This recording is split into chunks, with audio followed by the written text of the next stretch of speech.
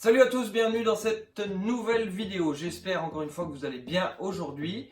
Alors aujourd'hui, le sujet de la vidéo, on va voir comment j'ai fabriqué ma tête de lit en médium avec des rangements de chaque côté, un bandeau LED que je vais encastrer dans le dessus pour éclairer la façade de la tête de lit et je vais également y incruster deux prises de courant. Voilà, donc sans plus attendre, on va passer du côté de la réalisation. C'est parti!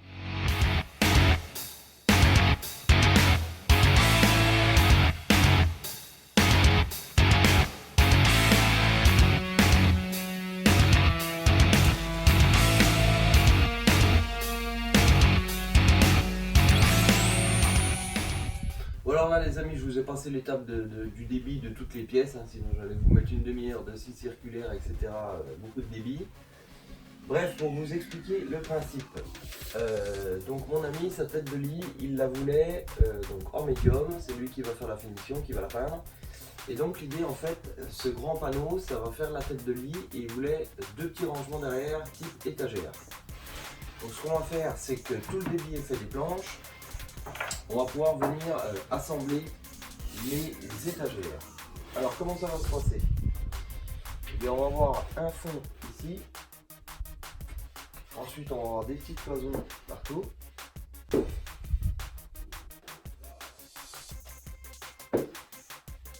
Ici on va avoir une toute petite plainte.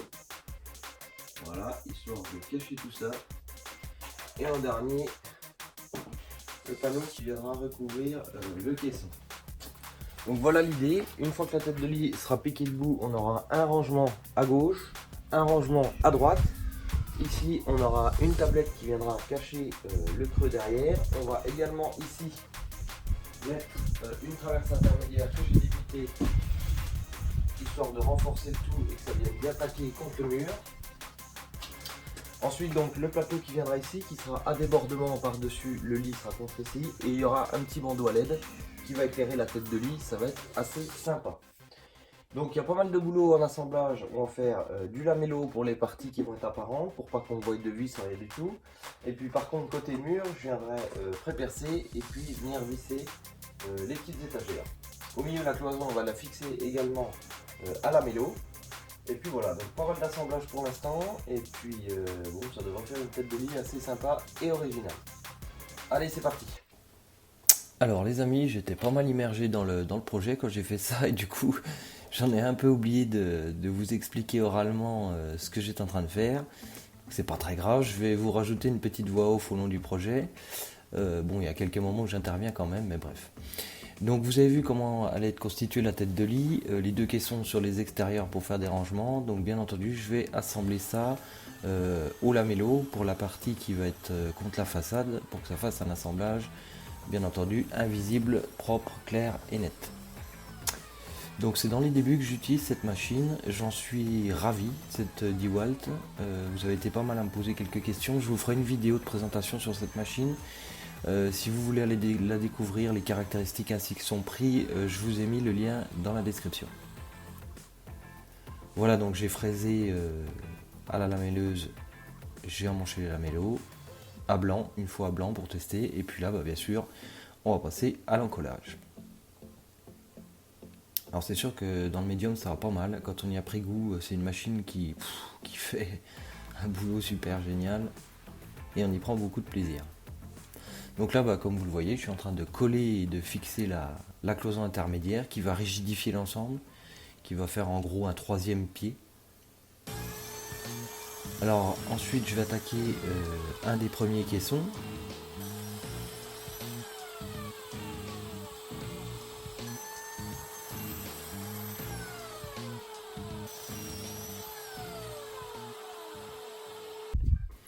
Donc j'ai tout d'abord inséré le fond du caisson. Donc là pour l'instant j'ai monté à blanc comme d'habitude. Voilà, là je fais mon premier paire pour le dessus. Alors ensuite, ça c'est la partie du caisson à l'arrière. Donc là j'ai repéré, je vais pré-percer, je vais fraiser et puis ensuite cette partie là viendra se visser par l'arrière. Je trouve que ça fait toujours une partie démontable pour X raisons. Si on a besoin de démonter, s'il y en a un bout de pété ou quoi, il y a quand même une partie qui est démontable. Et puis de toute façon les vis par arrière, ça ne se verra pas. Et puis je voulais tester un petit peu la réaction des vis quand même dans le médium, voir un peu la solidité, etc. Bien entendu, avant de passer au collage, je vais poncer tous les intérieurs, hein, parce que comme vous le savez, quand c'est assemblé, c'est plus compliqué d'aller poncer, surtout dans des petites étagères comme ça, s'il faut tout scoltiner à la main. C'est un peu dommage quand on a des machines.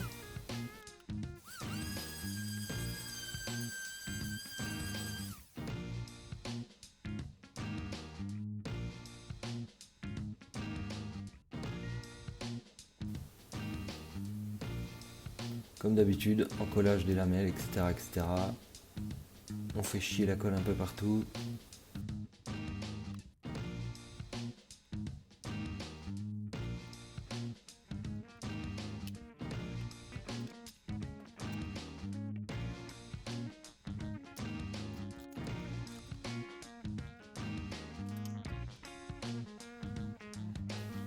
Voilà, là j'enlève un petit peu le surplus de colle.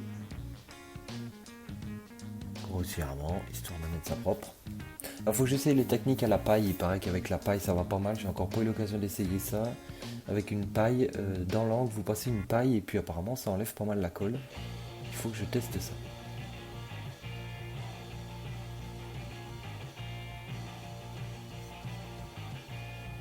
Des petits coups de visseuse avec encore une fois la petite Bosch que putain je la kiffe cette visseuse, c'est un truc de fou.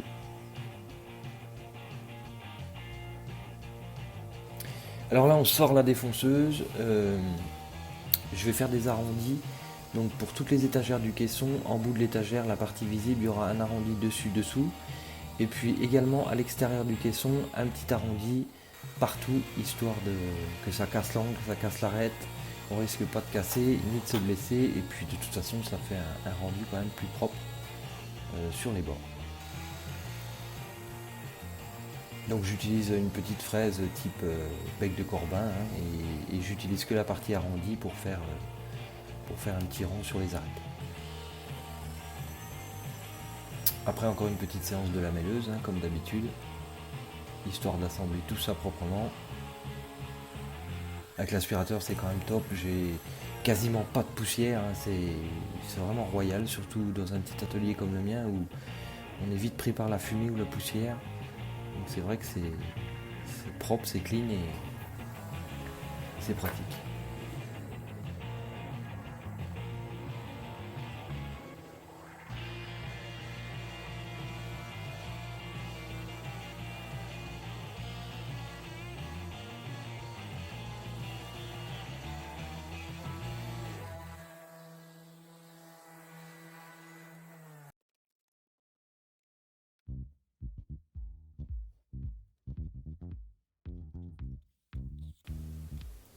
Donc là, bon, on colle tout, hein, on assemble tout. Je vérifie quand même à l'équerre que tout soit bien aligné, tout soit bien nickel.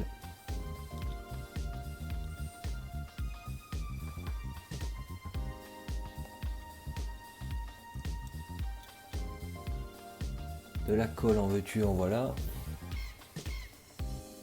Donc vous voyez sur la partie inférieure que je suis en train de coller, là, il y a la petite plainte qui vient sur le côté pour cacher tout ça, histoire que ce soit propre. Donc vous pouvez voir sur chaque bout d'étagère, l'arrondi est fait, ainsi que sur les extérieurs du caisson. Du côté qui va s'achever, donc bon bah là il va falloir rectifier un tout petit peu un alignement pour le ponçage. Sinon bah à la défonceuse j'avais fait un arrondi tout le tour des arêtes, histoire que ce soit propre. Il va falloir que j'en fasse une ici également comme de l'autre côté. Sur les étagères j'ai fait un petit arrondi de chaque côté, mais pas à l'intérieur, comme ça vient bien à fleur partout ici. Donc voilà ce que ça donne le petit caisson, le premier. Voilà, donc eh ben, on va aller s'assembler le deuxième là-bas, la traverse intermédiaire qui se trouve ici qui est bien nickel. Et puis après, bon, on va pouvoir piquer la tête de lit debout pour venir la poncer. Et puis ensuite découper le pied de lit. Et on va se servir des anciennes traverses pour maintenir le sommier qui sont là-bas, là, je sais pas si vous les voyez. Bon bref, on va les maintenir puisque ça sera tout peint de la même couleur. Et puis ça sert à rien de refaire les traverses. Bon, et ben on continue, c'est parti. Voilà, donc c'est parti pour le deuxième caisson hein, qui va être similaire à l'autre. Alors j'en profite pour faire une petite pause pour découvrir le youtubeur du jour. Le youtubeur du jour, c'est l'Arrondi. Alors l'Arrondi, c'est une chaîne très très sympa. Alors sur cette chaîne, vous n'allez pas trouver de meubles, pas forcément d'aménagement d'atelier, mais c'est quelqu'un qui est passionné par le modélisme en bois. Il fabrique des motos, enfin je veux dire des avions, c'est complètement dingue, c'est magnifique, j'adore ce qu'il fait. C'est vraiment un artiste à proprement parler. Donc vraiment si vous aimez la fabrication en bois de tout ce qui est un peu modélisme, moto, etc.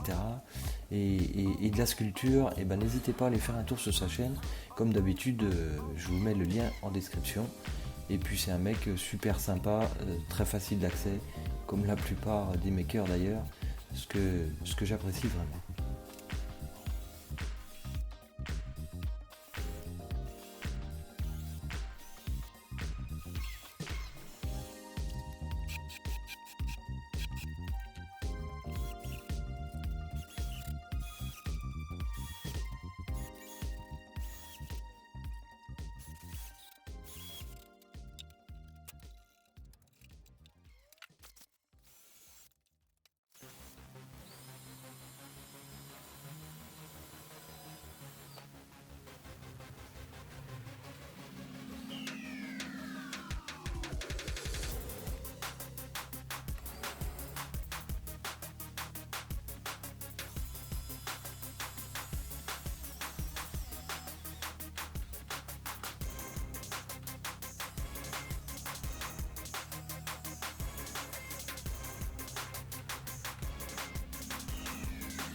Alors là, j'ai ressorti la tête de lit à l'extérieur, et puis je vais venir y faire un arrondi tout le tour, tout le tour, sur les côtés et sur la partie basse, histoire pareil qu'il n'y ait pas d'arêtes qui viennent s'accrocher dans le sol.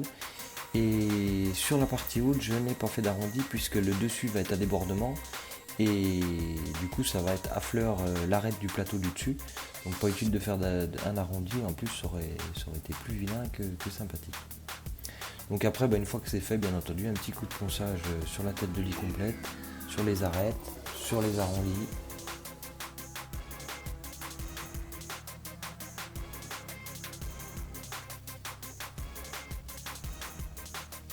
Pour les parties arrondies, il y a aussi les éponges à poncer. J'ai goûté ça récemment et c'est plutôt bien pratique. Pareil, vous trouvez le lien en description si ça vous intéresse. Alors ensuite on va sortir l'artillerie plus lourde, on va sortir la scie circulaire, puisque je vais couper le pied de lit, la partie qui va être au pied. Alors ça va être un panneau tout simple, simplement rectangulaire, avec les bords arrondis sur les quatre côtés. Et puis pareil, on va poncer l'ensemble, et puis je vais faire donc les trous pour les fixations des traverses. Alors ça c'est l'ancien pied de lit qui va me servir de repère pour percer sur la nouvelle tête de lit, comme ça je suis sûr d'être au bon endroit, il n'y a pas de problème.